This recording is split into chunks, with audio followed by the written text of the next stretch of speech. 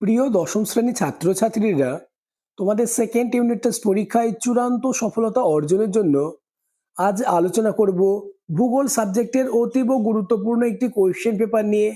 তাই যাদের এখনো ভূগোল পরীক্ষা হয়নি তারা ভিডিওটি প্রথম থেকে শেষ পর্যন্ত দেখো, কেননা এই কোয়েশ্চেন পেপার থেকে বেশিরভাগ প্রশ্ন তোমাদের পরীক্ষায় কমন আসবেই। তাই ভূগোল সাবজেক্টে 40-এ 40 পেতে চাইলে আলোচিত প্রত্যেকটি প্রশ্ন আজকের মধ্যে মুখস্থ করে নাও। শুরু করছি আজকের আলোচনা। দ্বিতীয় পর্যায়ক্রমিক মূল্যায়ন 2026, ক্লাস 10, বিষয় ভূগোল, পূর্ণমান 40, সময় 1 ঘন্টা 30 মিনিট। দাগ নম্বর 1, বিকল্পগুলি থেকে সঠিক উত্তরটি নির্বাচন করে লেখো। যে কোনো 10টি প্রশ্নের উত্তর দিতে হবে। প্রথম প্রশ্ন, কোন স্থানের মুখ্য জোয়ার এবং গৌণ জোয়ারের মধ্যে সময়ের পার্থক্য হলো? উত্তর অপশন বি, 12 ঘন্টা 26 মিনিট। নেক্সট, কোশ্চেন নম্বর 2, শান্তমণ্ডল বলা হয়? উত্তর অপশন খ, স্ট্র্যাটোস্ফিয়ারকে। পরের প্রশ্ন, ফ্রান্সের রোন নদী উপত্যকায় প্রবাহিত শীতল স্থানীয় বায়ুকে কি বলে? উত্তর হবে অপশন সি, মিস্ট্রাল। পরের প্রশ্ন, পৃথিবী থেকে চাঁদের দূরত্ব যখন সব থেকে কম হয় তখন তাকে কি বলে? উত্তর অপশন গ, পেরিজি অবস্থান। পরের প্রশ্ন, ওজোন স্তরের ঘনত্ব কোন এককের সাহায্যে মাপা হয়?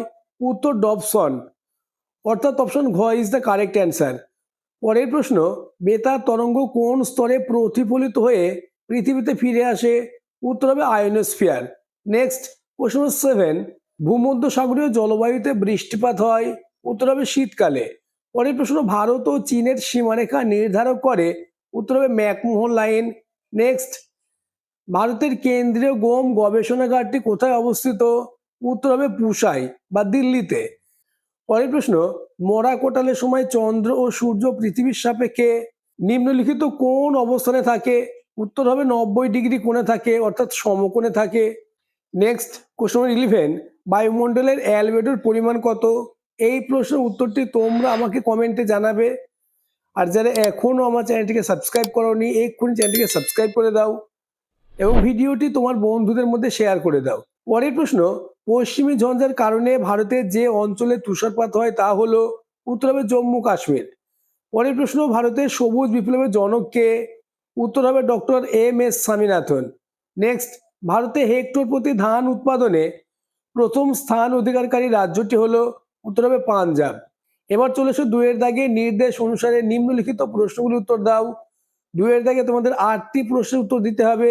দাগ নম্বর 2.1, নিম্নলিখিত বাক্যগুলি শুদ্ধ হলে পাশে সু এবং অশুদ্ধ হলে পাশে অ লেখো। যে কোনো 2টি প্রশ্ন করতে হবে।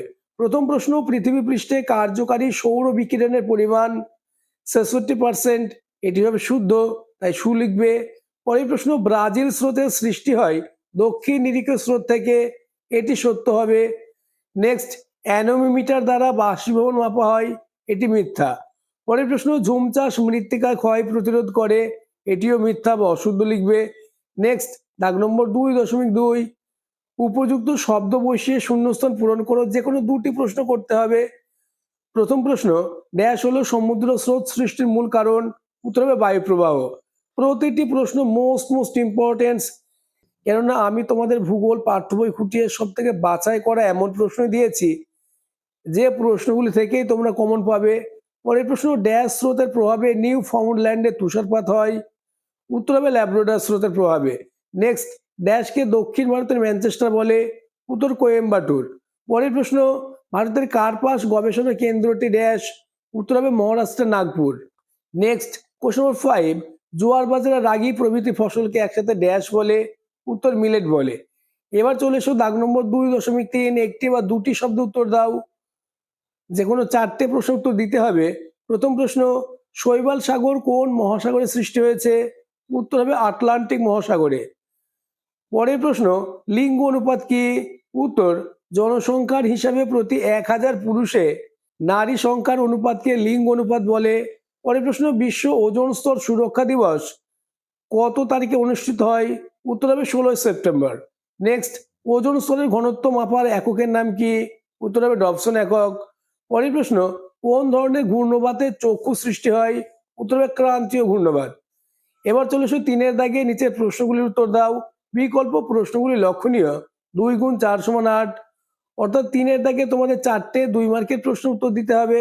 প্রথম প্রশ্ন, বৈপরীত্য উষ্ণতা কাকে বলে?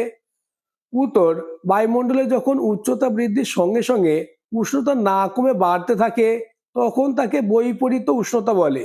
সাধারণত পার্বত্য উপত্যকায় রাত্রিবেলায় উপত্যকার নিচু অংশে তাপমাত্রা উপরের অংশের তুলনায় কম হয়, এখানে উষ্ণতার বৈপরীত্য লক্ষ্য করা যায়। অথবা লা নিনা কি? উত্তর, লা নিনা একটি স্পেনীয় শব্দ যার অর্থ ক্ষুদ্র বালিকা। দক্ষিণ আমেরিকা মহাদেশের পেরু ও ইকুয়েডর উপকূলে কয়েক বছর অন্তর শীতকালে যে শীতল উত্তরমুখী পেরু বা হাম্বল স্রোত লক্ষ্য করা যায় তাকে লা নিনা বলে। নেক্সট কোশ্চেন, হিমো প্রাচীরের সংজ্ঞা দাও।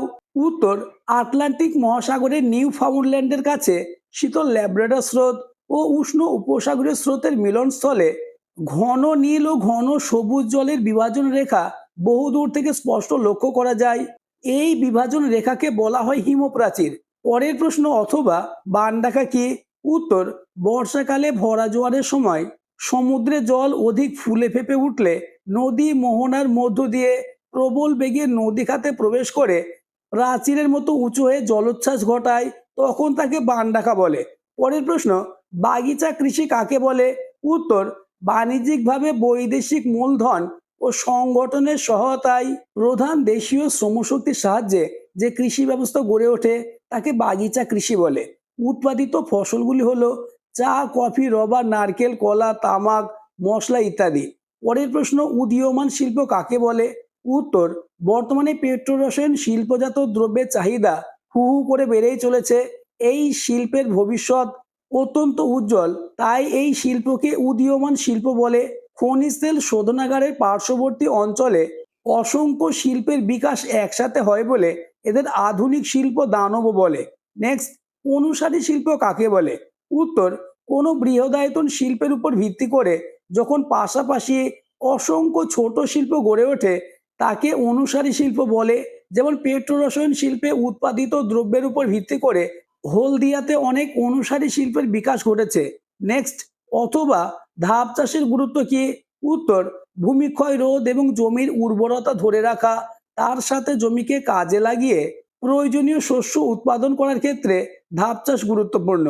নেক্সট, দাগ নম্বর 4, নিচের প্রশ্নগুলির উত্তর দাও। বিকল্প প্রশ্নগুলি লক্ষণীয়।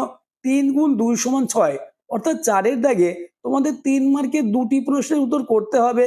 প্রথম কোশ্চেন, মগ্নচড়া কি? এর বাণিজ্যিক গুরুত্ব লেখো। অথবা বায়ুমণ্ডল উত্তপ্ত হওয়ার পদ্ধতিগুলি কি কি?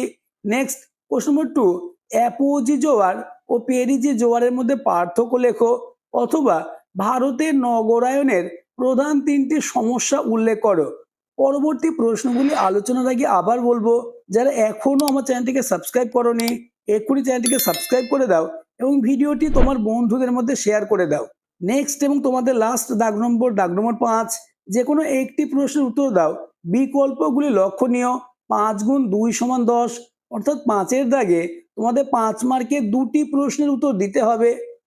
প্রথম কোশ্চেন, পৃথিবীর নিয়ত বায়ু প্রবাহগুলির উৎপত্তি ও গতিপথ চিত্রসহ ব্যাখ্যা করো। এই প্রশ্নটি ওয়েস্ট বেঙ্গলের 90% স্কুলে সেকেন্ড ইউনিট টেস্ট পরীক্ষায় আসার সম্ভাবনা কার্যত নিশ্চিত। নেক্সট, গ্রিন হাউস এফেক্ট ও গ্লোবাল ওয়ার্মিং কি? এর কারণ ও প্রভাব সংক্ষেপে লেখো। এই প্রশ্নটি আগামীতে তোমাদের টেস্ট ও মাধ্যমিক 2027 সালে আসার সম্ভাবনা কার্যত নিশ্চিত। পরের প্রশ্ন, ভারতে গম চাষের অনুকূল প্রাকৃতিক পরিবেশগুলির বর্ণনা দাও। নেক্সট, এবং আজকের আলোচনার লাস্ট প্রশ্ন, ভারতের পশ্চিমাঞ্চলে কার্পাস বয়ন শিল্পের কেন্দ্রীয় ভবনের কারণগুলি কি কি? আজকের আলোচনা এই পর্যন্ত। আলোচিত প্রতিটি প্রশ্ন খুবই গুরুত্বপূর্ণ, তাই ভূগোল সাবজেক্টে 40-এ 40 পেতে চাইলে প্রতিটি প্রশ্নের উত্তর আজকের মধ্যে মুখস্থ করে নাও।